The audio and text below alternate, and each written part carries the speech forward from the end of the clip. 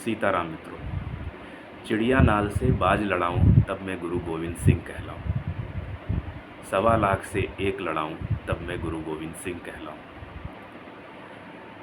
ये पंक्तियां सिखों के 10वें गुरु आदरणीय श्री गुरु गोविंद सिंह जी के द्वारा कही गई है।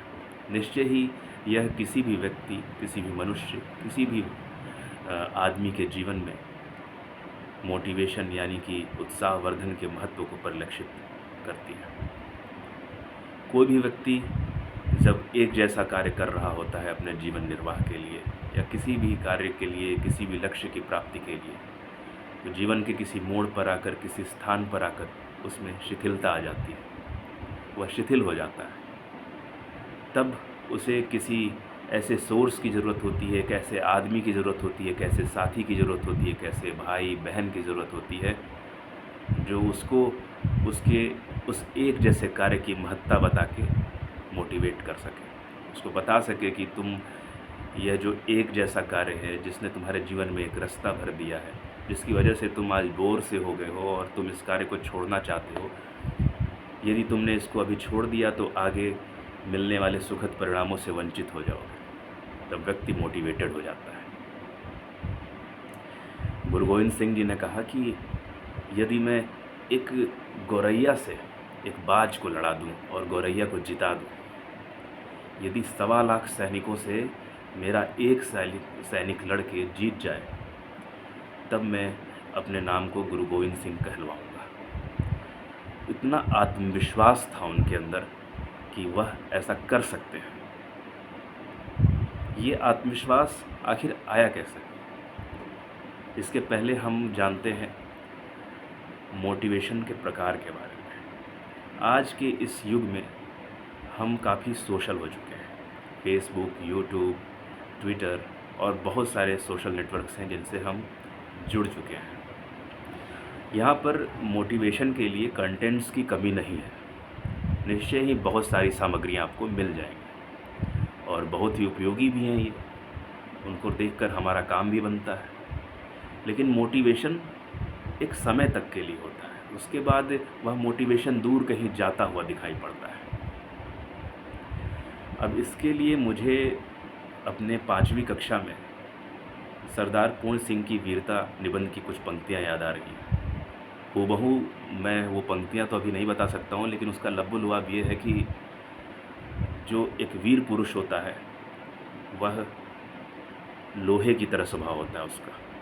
जिस तरह की लोहा गर्म होने में समय लेता है, लेकिन एक बार जब वो गर्म हो जाए तो जल्दी ठंडा नहीं होता है।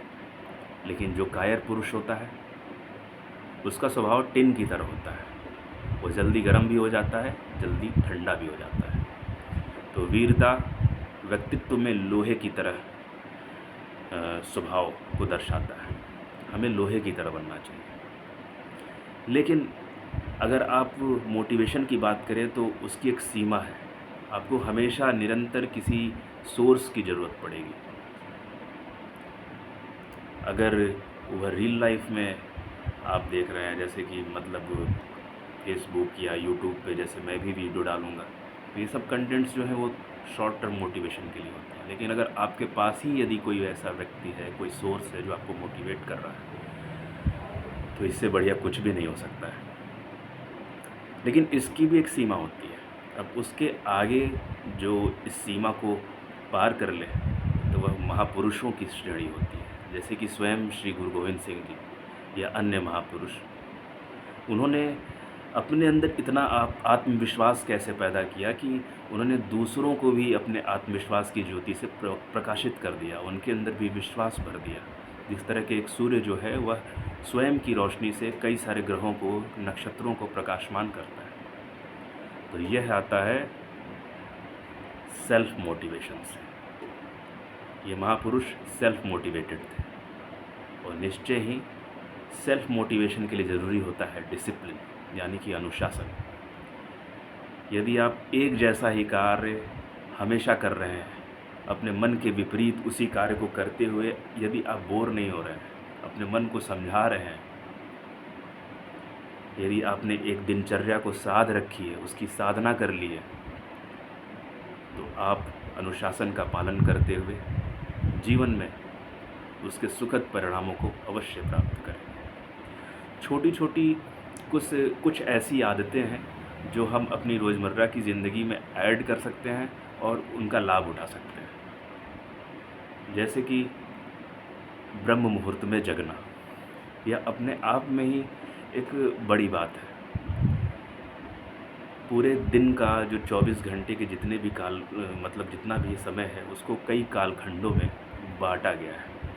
उसमें रुद्र मुहूर्त भी होता है, विश्व मुहूर्त भी होता है, ब्रह्म मुहूर्त भी होता है, राक्षस मुहूर्त भी होता है, गंधर्व मुहूर्त भी होता है। कई सारे मुहूर्तों में ब्रह्म मुहूर्त को सर्वश्रेष्ठ माना गया है।